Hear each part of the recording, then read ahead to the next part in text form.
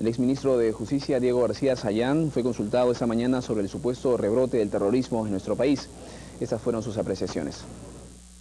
Señor García Sayán, ante las acusaciones de algunos congresistas o algunas otras personas que dicen que el rebrote del terrorismo nace debido a la amnistía o a los indultados o los indultos que se dieron en el gobierno de transición y lo culpan directamente a usted sobre estos riesgos que muchas personas lo dijeron en su momento, ¿qué puede ser? Bien, en realidad todo este tiempo me he resistido un poco a responder a este tipo de calificaciones y de graves distorsiones a la verdad, porque provienen por lo general de personas que estuvieron muy vinculadas a la estructura de poder montesinista o que participaron en las listas políticas que el montesinismo apoyó en el año 2001. Pero son este tipo de afirmaciones cosas que en realidad corresponde responder, porque constituyen no solamente una grave distorsión de la verdad, por no decir mentiras, sino una manera bastante curiosa de salvarle la mano a las propias ineptitudes del gobierno de Fujimori, que muchos de estos apoyaron de manera activa, en particular uno que funge de cristiano portaestandarte del catolicismo en el Perú y no es más que un vulgar pinochito criollo por la cantidad de distorsiones que ha ocurrido. Y quiero mencionar un par de cosas. De un lado, durante la época, particularmente la época final del fujimorismo, el sistema penitenciario estaba completamente colapsado. Era un mito que un penal de máxima seguridad como el de Yanamayo, por ejemplo, fuera algo cercano siquiera a un penal de máxima seguridad. Las instalaciones carecían de rejas, de muros divisorios entre la zona de hombres y de mujeres y no había autoridad alguna que podía ingresar al penal de Yanamayo. Con el gobierno de transición se recuperó el orden y la autoridad en Yanamayo gradualmente, en condiciones, por supuesto, bastante difíciles, y se habla también de la base naval del Callao, espacio en el que Montesinos y Abimael Guzmán no solamente tenían una estrechísima relación, intercambiando literatura sobre distintas cuestiones y por supuesto de ideología, marxismo, etcétera, sino en donde Abimael Guzmán recibió de Vladimiro Montesinos una goyoría curiosa, que es la de cohabitar con su mujer, con Elena Iparraguirre, en ese centro de reclusión militar, ¿no? Señor García Sayán, pero si bien se reordenó, muchas personas también atribuyen a que hubo una gran flexibilidad a la hora de dar estos indultos o amnistiar a las personas, y también se habla sobre la redistribución de recursos en el ejército, ¿no? Y se quitó en todo caso bases estratégicas en lugares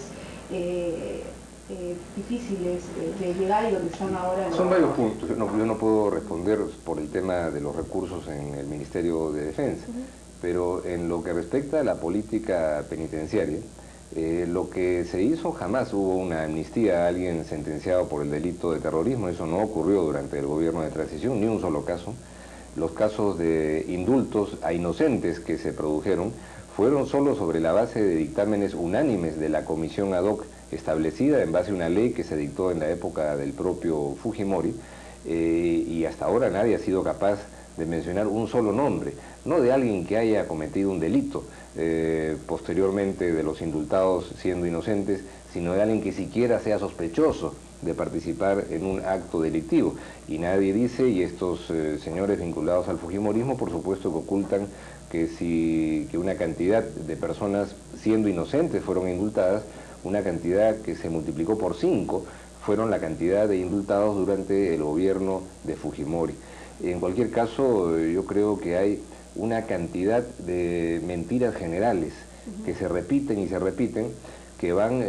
contribuyendo a distorsionar de manera grosera una responsabilidad del gobierno de transición que traduce evidentemente el propósito de deslegitimar lo que se hizo en el gobierno de transición para luchar contra la corrupción, para lograr que más de 200 millones de dólares fueran incautados o repatriados al país, porque indudablemente estamos viendo que en un contexto del debilitamiento del régimen político, estos sectores autoritarios vinculados al fujimorismo y al montesinismo, de alguna manera u otra quieren quebrar el curso normal del proceso democrático, planteando la vacancia de la presidencia de la República, la disolución del Congreso y evidentemente en todo ese proceso debilitar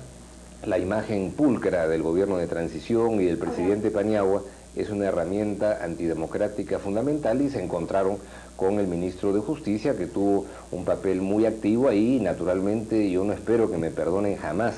el haber impulsado esta política anticorrupción que acabó con su jefe en la cárcel a pocos metros precisamente de su gran amigo Abimael Guzmán.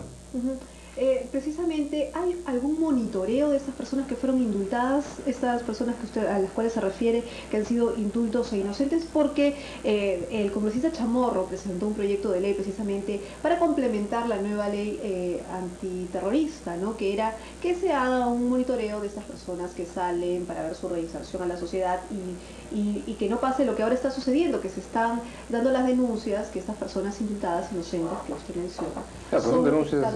que no tienen ningún fundamento, porque vincular los actos terroristas ocurridos contra los funcionarios y empleados y obreros de la empresa Techint a esto no tiene ninguna relación, porque se sabe que esa columna operando en la zona de N, de Vilcashuamán, es una columna que estuvo vinculada a Feliciano, y eso lo conocen absolutamente todos. Que aparezcan ahora algunos supuestos senderólogos a vincular eso al viejo senderismo es un gravísimo error y otra mentira adicional, y llama más la atención todavía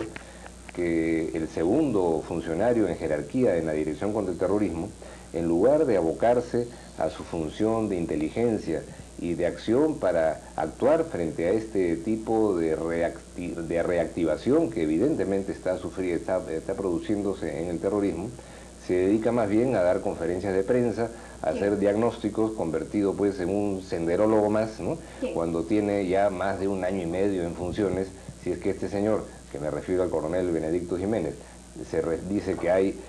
contactos entre las cárceles y el terrorismo. Bueno, él no es un analista, no es un cientista social, ni un profesor de la universidad. Él es el hombre encargado de la lucha contra el terrorismo en el país, de manera que esto nos da cuenta pues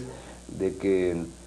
hay necesidad no solamente de afinar y ajustar la política antiterrorista, sino dentro de ello, naturalmente, producir algunos cambios de personas para que personas destacadas acompañen a alguien de gran calidad profesional, como es sin duda el general Miyashiro, pero una golondrina no hace verano, se necesita un equipo de apoyo y de sustento que ostensiblemente no tiene en este momento la DINCOT, ¿no? Pero en todo caso, no me ha respondido, no hay un monitoreo de esas personas que salieron. Bueno, en realidad cualquier función en lo que respecta a un seguimiento policial para personas que puedan ser sospechosas de estar incursas en actividades delictivas es una función que dentro de las normas constitucionales y legales actuales puede cumplir perfectamente la policía y los órganos especializados de la policía, en este caso la Dirección contra el Terrorismo. Yo no pienso que para ello se necesite una ley especial. Si no lo está cumpliendo la Dirección contra el Terrorismo, porque sus jefes están a veces más preocupados con dar conferencias de prensa que en realizar una función de inteligencia, que es lo que debieran hacer, ¿no? Bien, muchísimas gracias.